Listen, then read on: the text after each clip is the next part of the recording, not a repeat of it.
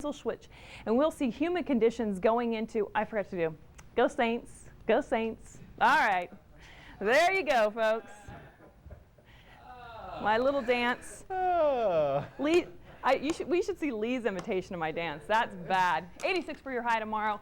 Front moves through Tuesday into Wednesday, a 10% chance of showers Tuesday into Wednesday. Look at that, Lee. The high on Tuesday, 86 degrees. The high on Wednesday, possibly 80 degrees. So it's not only a dry front, it's also cool as well. Look at that cooler air coming in. Can I correct you, by the way? Your dance is very bad. My impersonation is very bad. One more time. This is Lee. and what are you? All right. Have a good week, folks. Go Saints, That's right? All right. Ahead in sports. Whew, how far did LSU climb the polls following yesterday's chaotic day? And we're done dancing, but the black and gold returns to the Dome in style. Scott Cody's got a recap next in sports.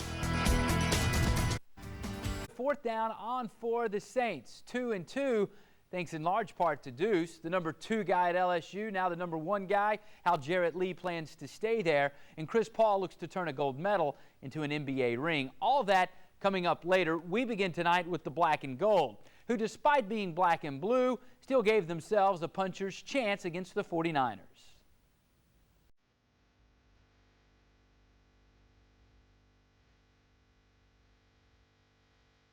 With so many playmakers in street clothes, Sean Payton laid down a challenge to his players that were suited up. When you're not 100% healthy, someone else who's very talented is in the game, and obviously the quarterback has confidence in these players just as we do as coaches. So, we just got to battle through this injury thing right now. The Saints came out swinging against the 49ers. Deuce McAllister providing the jabs, 20 carries, 73 yards, while Drew Brees came with the haymakers.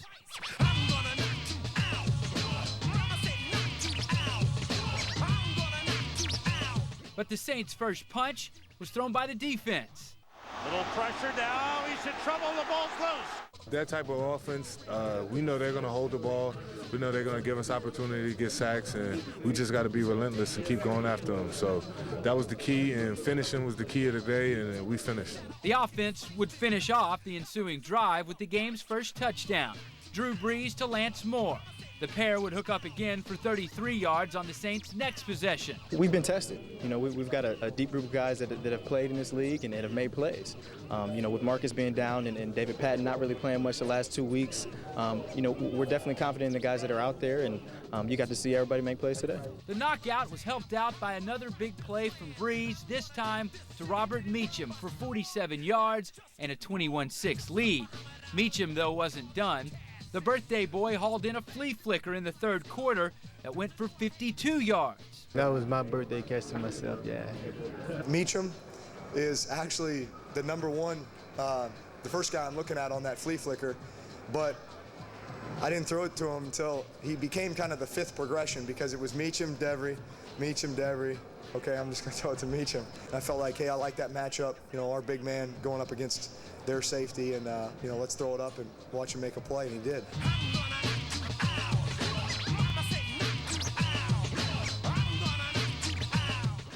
Brees KO'd the Niners' pass defense, ranked 7th in the league coming into Sunday, with a group, really, of backup receivers. 363 yards, 3 scores. Right now, with the way our quarterback's playing, it becomes a lot easier to be a play caller. And Brees even took over those duties at times, changing what was supposed to be a curl route by Devery Henderson on 3rd and 13 into a deep route that went for 81 yards.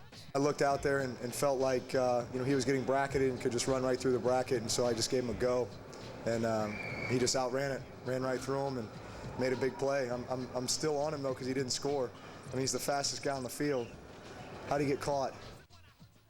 So without Colston, Shockey, and Patton, Drew Brees had no trouble padding his stats with basically the sparring partners, right? Lance Moore, career highs in catches and yards and touchdowns.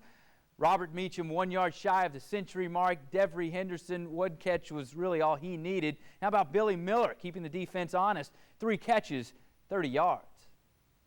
Joined now in studio, Brad Edelman, going to give us the lowdown, his insight. Look, we saw that Drew Brees can pretty much make anyone look like an all-pro today. How good of a quarterback is he? And compared to not just people in this league, but, I mean, let's start talking all time with the numbers this guy's putting up. What, he put up 360 some odd yards today, 400 yards last week. You wouldn't think with those kind of numbers we'd be losing any games. He's an outstanding quarterback. The thing that Drew Brees, besides his great arm, besides the fact that he can hit any receiver and utilizes all of his receivers, all the tight ends got involved today, all the receivers stepped up. Both your offensive line, your receivers, everybody on offense is going to play at a higher level because you've got Drew Brees there. From a player's standpoint, as an offensive lineman, when you're blocking, just like when I blocked for Kenny Stabler, we all blocked for Kenny Stabler years ago. He didn't have his A game at that time, but we knew he could make things happen. When you've got a guy back there like Drew Brees, who you know can make things happen, you give him time, and you notice today he had good time, so he was able to make a lot of completions. They don't come any better than that. Talk about the game that Carl Nix had. You've watched this guy and you've brought him up before and you watched him practice, and to step in there playing one of your old spots, Drew Brees didn't get dirty today. No, Drew didn't get dirty, and I have to say, like you said, I've noticed Carl since training camp, and he's a big kid, and he's apparently smart enough that he's got his playbook down, and he's in there now with the problems recently with Jamar Nesbitt and his being out of the game. This is a great opportunity for this young athlete to step in there, and I think we're going to see a lot of him. This may be the point in time where he actually steps in and stays in that position throughout the rest of the season. Defensively, the Saints didn't blitz a lot. They blitzed strategically, is how Jonathan Vilma would like to put it. When a team is as inconsistent when they blitz like that, how hard does that make it on the offensive line? Because J.T. O'Sullivan never looked comfortable today. No, and I would say it was good and strategic. And there was, in fact, one time where Tracy Porter blitzed and was unblocked. And I would say that's up to good scheming and a good game plan defensively. And when you can make plays like that and you can rattle a quarterback with an unblocked guy from the backside, you're doing something good on the day. All right, much more with Brad Edelman when we come back. You're watching Fourth Down. Stay tuned. More on Deuce's big day, plus LSU's win over Mississippi State wasn't glamorous, but it was enough. And Chris Paul leaves his gold medal behind in preps for the upcoming Hornets season.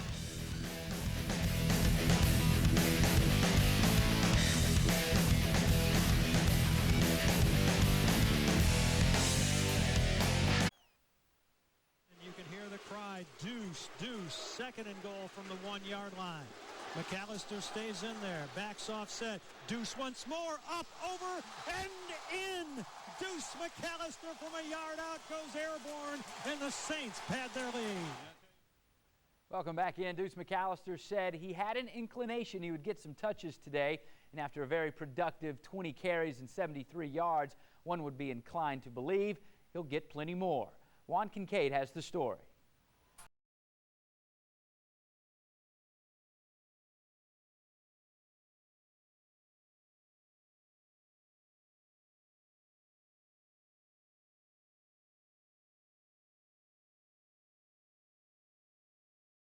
McAllister, number 26, finally back where he feels he belongs.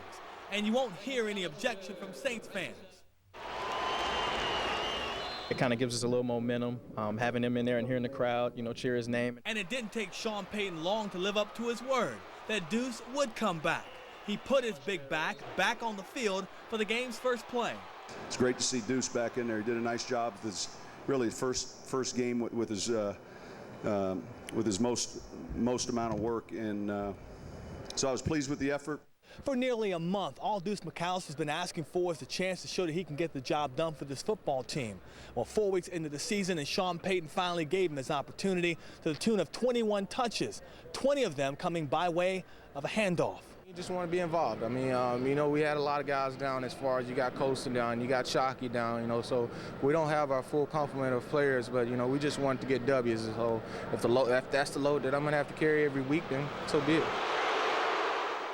It was like watching the Deuce of old, number 26 pre-2 knee surgeries, breaking arm tackles, grinding out 5 and 6 yards a carry, sometimes with the weight of an entire team on his back.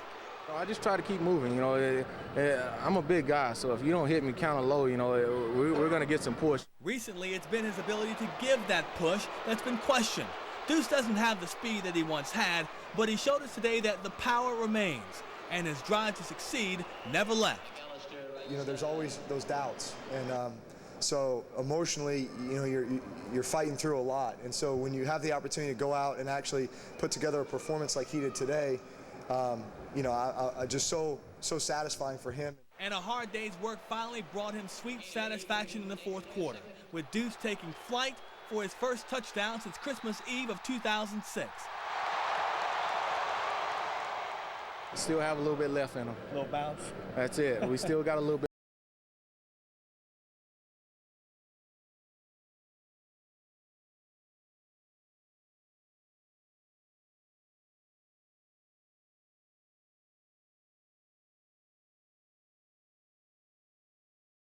Score for old number 26. His lone touchdown today, the winner he jumps over the line, the 50th of his career. Here again with Brad Adelman, Deuce McAllister. Did you get chills when he came into the game and the crowd's chanting Deuce? I don't think you can help it, and I think we've noticed this now since the first time he stepped on the field this year. And today, there was a succession, in I believe it was the second quarter, of about 3 or 4 plays in a row where Deuce was in. And it just picks up the energy of the Superdome. So you can imagine what it does to the guys on the field. The same way there's a confidence built in with Drew Brees at quarterback. When that guy steps on the field, when Deuce steps on the field, there's that energy that runs throughout the whole offense. And it's a weapon, it's a comfort level. It's a guy that can make things happen when he's in there. The first carry that he had, he basically moves the pile about 5 yards. I remember he carries, I look down, I write my notes, and I hear the crowd go wild, and I look, and he's still pushing the pile. As an offensive lineman, with a guy like that behind you, I'm not saying you don't block for the other guys, but do you have a little bit more in your tank when you know that Deuce is probably going to push a little bit harder as well? Well, as much as you say you don't think you do, it's very possible that it affects a team on an energy level. And again, when he's barreling down, and when we see his importance and we see the difference between him and the other backs and smaller backs, because even on the touchdown run today, Deuce didn't get a tremendous leap, but he got a good enough leap, and the linebacker that met him at the goal line, as big a linebacker as he was, could not carry the weight of Deuce McAllister. And when Deuce falls forward, he's always picking up an extra 2 or 3 yards. Let's go to the 4th and goal. Sean Payton, it seemed like, wanted to re-energize his club. He had Deuce back there. Calls off the dogs, doesn't go for the field goal. You're thinking they're going to punch it in to teach themselves that they can do it. He goes play action. Did you agree with that call? I don't know if I agree or not, but the offensive line started left. It was a misdirection play. Everybody thought we were going to take that run to the left, trying to draw the defense to the left, and they came back with what we might consider a sneaky play because, first of all, a player that both of us have a hard time pronouncing his name, and he has typically not been in the game, but apparently, and based on Coach Payton's previous calls of this nature, it doesn't seem out of the ordinary that he would try to do a misdirection and get everybody off balance, thinking Deuce was going to be the guy. Finally, this week, Deuce is going to be the guy to take it over in the end zone. If it seems like you wanted to put that into your player's mind that you could do it, and then you run the bootleg. It almost seemed like he was running up to score. Brad, real quick, you had a busy weekend today. Willie Rofe getting honored. You had some fun as well. Yeah, I had a great time. Always wonderful to see all the guys come in town. Congratulations to Willie Rofe, one of the magnificent players of our time. He's going to be in the NFL Hall of Fame. Brad, thanks for spending some time with us. Thank you again. We'll see you around. Stay with us. You're watching 4th Down. The Saints had every right to use injuries and suspension as excuses for losing yesterday's game. Because they refused to all week long, they were able to win it. Sean Payton and his alter ego, Drew Brees, conveyed just the right mindset in dealing with a tidal wave of absences. The Saints were essentially without both starting wide receivers, starting tight end, starting fullback, starting left guard, and starting cornerback. But instead of lamenting those losses, they challenged those who would replace them. To paraphrase that noted football historian, Tina Turner, we just need another hero. And look at how many Saints embraced the spotlight. Carl Nix was a road grader at left guard. Kevin Case-Vaharn and Tracy Porter had their first interceptions as Saints, both in the end zone. Now, it would take some exhaustive research to find out if a Saints secondary had ever done that. Cedric Ellis had his first sack. Lance Moore had never had a 2-touchdown day as a Saint receiver. Yesterday, he had 2 in 2 series in the second quarter. Drew Brees' heroic efforts are weekly, of course, but yesterday, while missing 3 of his best targets, he threw for 363 yards against a 49er defense that hadn't permitted anyone to pass for 200 yards against it in the first 3 games of the season. And then there was Deuce McAllister, scoring his first touchdown in over a year, rising over the Niners on the goal line and rising from what looked to be his professional grave as a running back. What he did and how he did it will provide a lasting memory for those lucky enough to be in attendance yesterday. Yesterday, there were no 3rd-and-1 failures. In fact, there were no 3rd-and-1 situations for the Saints all day long. No one bemoaned their absence. There was too much to celebrate in the presence of those who came to play, came to step up their games, came to win, and who did. Chat coming up at 6:30. Very, very nice. And Deuce was like a rhinoceros. I mean, you could not stop him. He was moving the whole line. He was, and you know, Sean Payton talked about that play against Philadelphia in the playoff game, very reminiscent of it. He looked to be stopped, and like an amoeba, it just moved downfield about 5 more yards. So he had a great day. It was really a thrilling afternoon. We had at the Dome.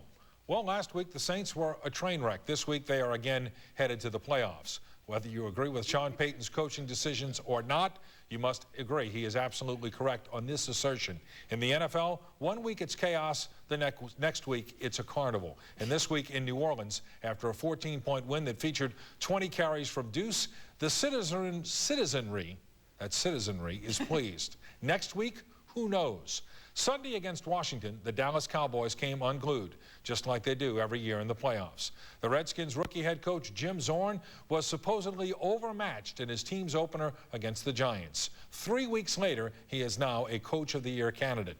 You can make an argument that the Saints are still a 10-win team or a 9-loss team. I couldn't dispute either. How tumultuous is the NFL? The Tennessee Titans are unbeaten. Ex-Saint Kerry Collins is the Titans' starting quarterback. The NFL is either compelling or mediocre or both. But do yourself a favor. Don't try to make sense of it. So I won't, and next week we'll see what happens. But they're another win closer to my prediction of 13-3. 13-3. Well, let me tell you what. Let me do the math here. They better step on the pedal. That's all I can say. What is that? 11 and 1 the rest? 11 and 1, right. Oh, okay. You can see it in the schedule, can't you? Whatever medication you're on, I need some of that. I think the entire nation needs that medication right now. Exactly. Including Wall Street. Thanks, Ed. We'll be right back.